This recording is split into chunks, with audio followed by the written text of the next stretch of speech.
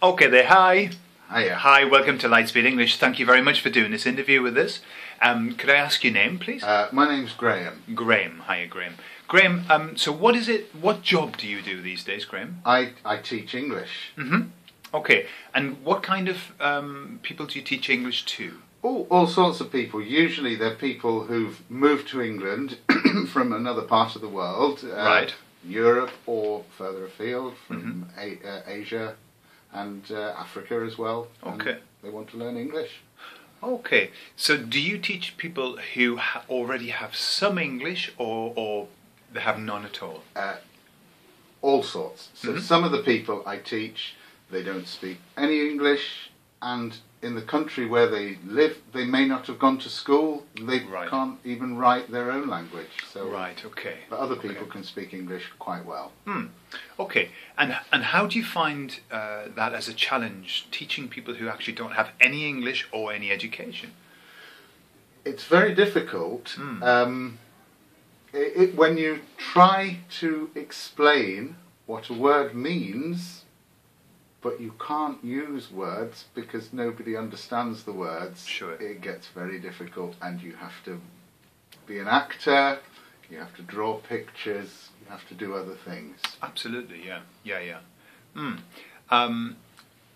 You haven't always been an English teacher though, have you? No. I used to work for the library service in a town called Hartlepool, which is near here. As you know, with the financial difficulties that have taken place since 2008, local government, which I work for, has got a lot less money, and I was made redundant. Okay. So I needed to find a new job. Right. Okay. And how long had you worked for the library service? About 30 years. Right. Oh, good while then, eh? Yes. Yeah. Do you see yourself teaching English for the rest of your career? Yes, I do. I think that I think that there are opportunities to teach English here in England, and there are also opportunities to teach English in other countries. Opportunities to work in libraries for me now would be limited. Right. Okay. Yeah. I have some people in my family have chosen the route of teaching English abroad, and they've gone to places like China or Thailand. Would that be something that you would consider?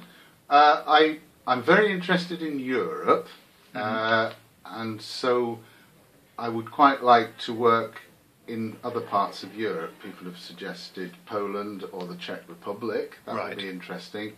I'd also like to work in South Korea, because that's a country I've always wanted to visit. Right. Also, I have family connections to South America, and perhaps I would like to teach in either Argentina or Uruguay as well. Oh, very nice, yeah. And you have Spanish as well, so that would be helpful. I can speak some Spanish. Yeah, okay. Not a lot. No, you speak Spanish very well. So, tell us a little bit about you, about your hobbies, what you like to do. I like to do a lot of things. I think probably my biggest hobby is that I play in an orchestra. I play the double bass. Really? Oh, right. And I enjoy that. And if you play music, then really you do have to practice. So that's 20 minutes a day taken up. And then each week the orchestra rehearses in a place called Billingham, which is near here. And in the summer, we're going to a town in southern Spain for a week, and we're going to rehearse in that town, and we'll play with the town band, and we're going to have a concert in the theatre and a concert in the town square. Oh, lovely. Well, what place is that you're playing? The place is called Alara, a lovely little town. It's about 40 kilometres north of Malaga. Oh, right, okay. Well, maybe some people watching this video might even be around for that area. If you're there on the 26th of July 2014 at 10 o'clock, the concert starts in the main square in the town. 10 o'clock in the morning or the evening? 10 o'clock in the evening. It had to be, didn't it? Yeah. Okay, so music's a passion for you, yes? I like music. And also you've been learning Spanish for a while, then, haven't you? Yes. a long while ago, I did study Spanish at a college, just because I liked visiting Spain. And then I didn't study much Spanish, but recently I found a very good class with a very good teacher. Right. That was in the Middlesbrough area.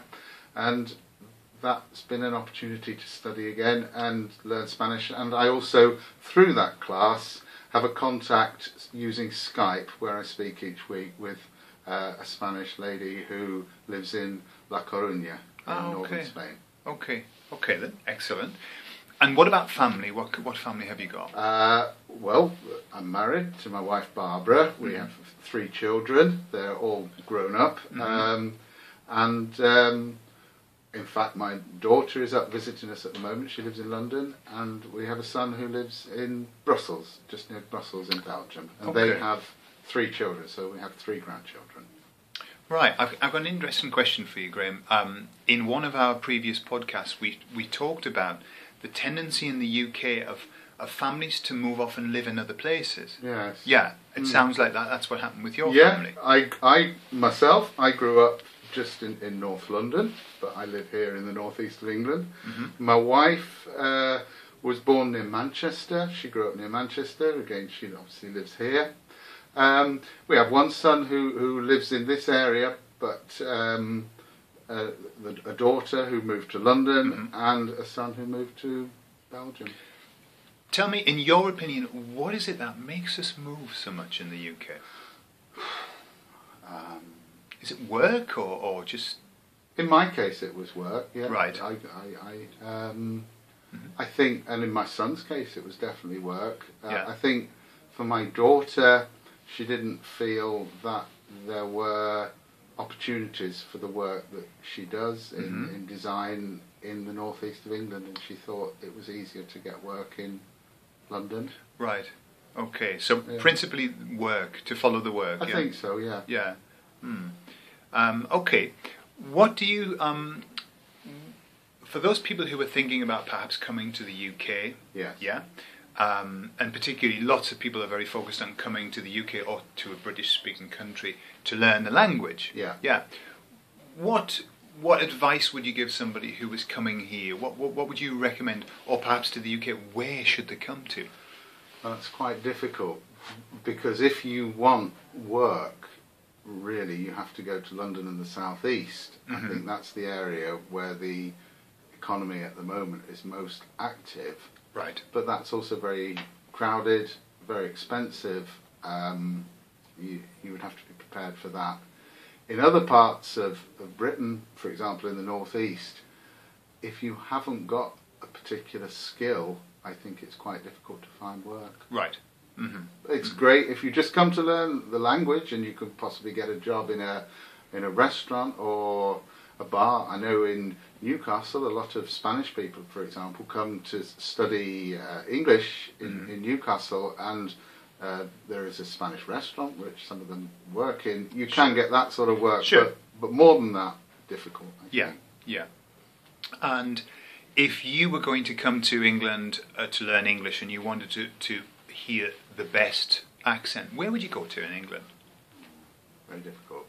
Or the most neutral? The most neutral accent,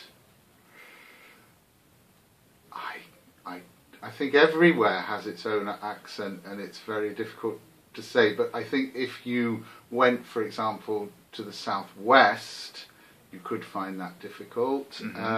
Whereas if you went perhaps to somewhere like Suffolk, Norfolk, Cambridge, Leicestershire, those sort of areas, I don't think the accent would be too strong. Okay.